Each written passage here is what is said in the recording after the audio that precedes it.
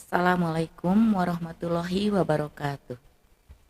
Perkenalkan, nama saya Yani Heriani.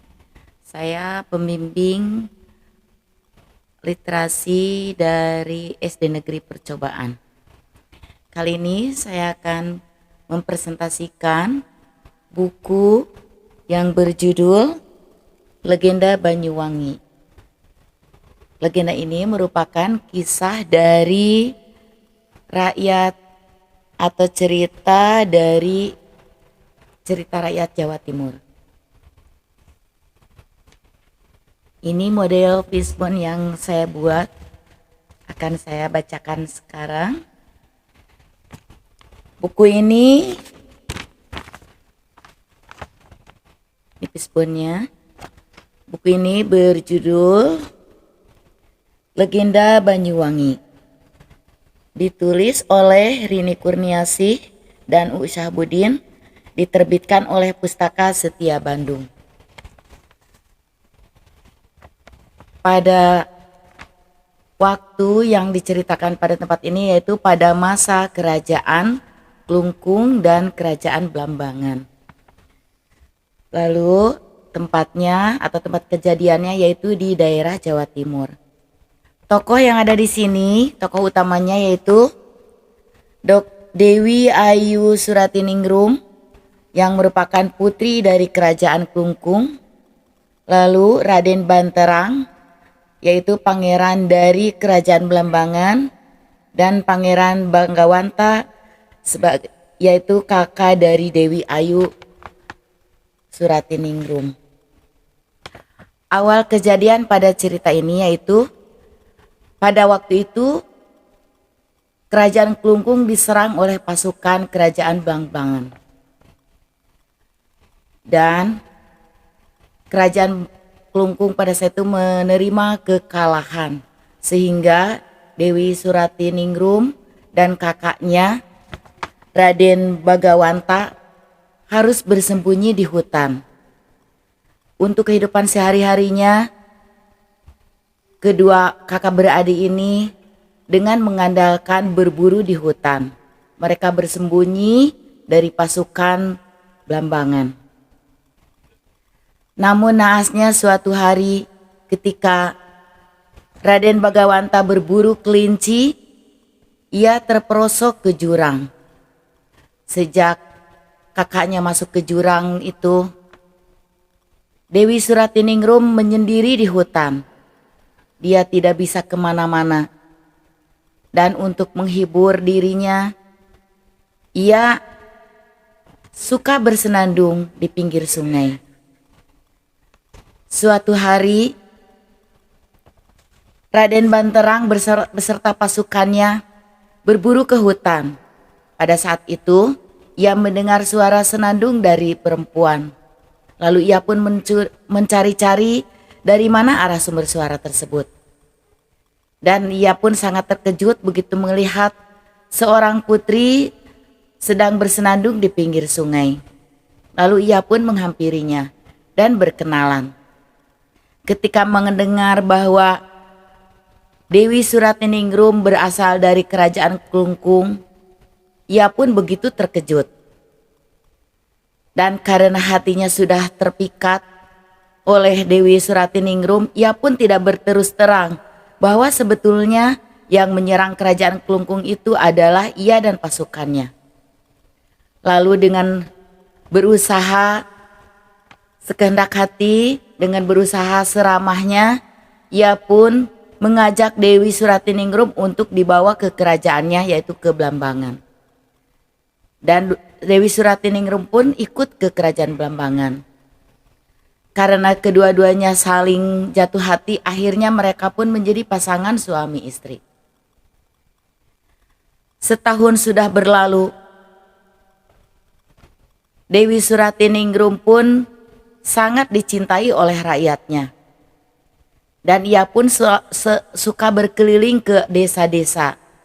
Dan pada suatu ketika ia pun bertemu dengan seorang lelaki dengan keadaan yang compang-camping dan kumul. Namun ketika dilihat Ia pun tidak lupa pada wajahnya. Dan begitupun lelaki itu pun tidak lupa pada Dewi Suratiningrum, yang ternyata ia adalah adiknya. Kemudian kakak beradik itu saling melepas rindu. Lalu Dewi Suratiningrum menceritakan bahwa ia sudah menikah dengan Raden Banterang, pangeran dari kerajaan Blambangan. Sungguh sangat terkejut Raden Bagawanta karena yang dinikahi oleh sang adik yaitu musuh bebuyutannya. Lalu ia pun merayu kepada adiknya Dewi Suratiningrum agar mau berpisah dari suaminya. Namun Dewi Suratiningrum belum berpikir sejauh itu. Ia pun pulang, dan sepulangnya setelah bertemu dengan kakaknya, ia pun terus berpikir.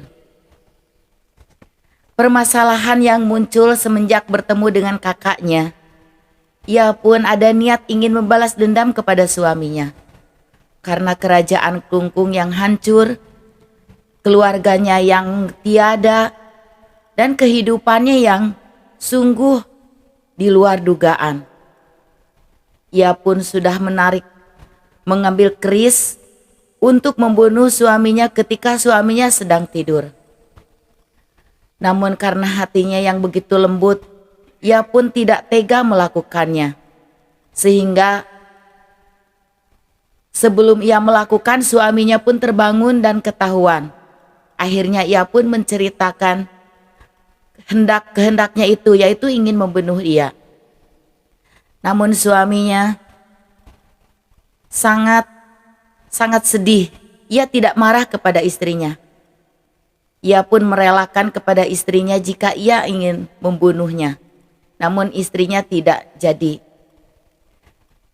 Dan dengan melihat keikhlasan dari suaminya yang memohon maaf, ia pun sanggup memaafkan suaminya. Dan semenjak kejadian itu, ia pun berpikir lalu berniat ingin meluruhkan hati kakaknya agar kakaknya pun mau memaafkan suaminya. Namun ia belum bisa berterus terang kepada suaminya bahwa ia telah bertemu dengan kakaknya. Lalu dengan diam-diam ia pun menjumpai kakaknya untuk meluruhkan hatinya. Namun apa yang terjadi? Pertemuan dengan kakaknya ini mengundang kecemburuan dari suaminya, yaitu Pangeran Banterang. Pangeran Banterang mengetahui dari laporan-laporan para punggawa bahwa istrinya sering menemui lelaki lain. Sehingga kecemburuan pun muncul. Dari kecemburuannya yang membabi buta, ia pun hendak membunuh istrinya. Lalu suatu ketika ia pun memarahi istrinya. Lalu Dewi Suratiningrum pun lari ketakutan sehingga sampailah kepada pantai. Namun sampai di pantai, ia pun menghela nafas, merasa kelelahan, dan ia pun akhirnya pasrah kepada suaminya. Ia pun berusaha untuk menjelaskan kepada suaminya apa yang terjadi. Namun suaminya tidak mau mendengar. Dan ketika suaminya mau menghunuskan kerisnya, dan Dewi Suratiningrum pun lari ke tengah laut, sehingga ia pun tergulung oleh ombak laut. Begitu ia tergulung ke laut, terdengarlah suara dari istrinya Dewi Suratiningrum. Wahai Kakanda, ketika air laut ini mengeluarkan aroma yang wangi, itu pertanda bahwa saya suci, bahwa saya benar. Dan begitu suara itu lenyap, air laut pun ternyata betul-betul mengeluarkan aroma yang wangi. Sehingga udara di sekitarnya penuh dengan wangi. Semenjak itu, Raden Banterang barulah sadar bahwa istrinya tidak bersalah. Ia pun hanya menunduk, menyesali apa yang dilakukannya. Ia hanya meratapi karena ia telah terkuasai oleh nafsu dan rasa cemburu yang membabi buta. Nah, hikmah dari cerita ini yang bisa diambil, kita tidak boleh terburu nafsu. Ketika kita berprasangka kepada orang lain, kita pun harus berusaha tetap tenang, harus berusaha berpikiran dengan jernih, karena nafsu akan membawa penyesalan yang tiada akhir.